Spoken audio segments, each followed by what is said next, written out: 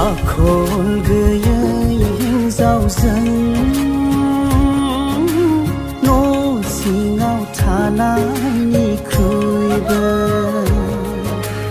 उखुम सायावसो थानाया गाहामसिन नांज्लाय सुलि हिन्जावजों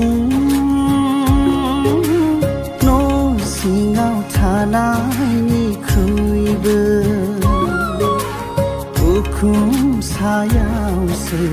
थानाया गाहामसिन जेब्लाबो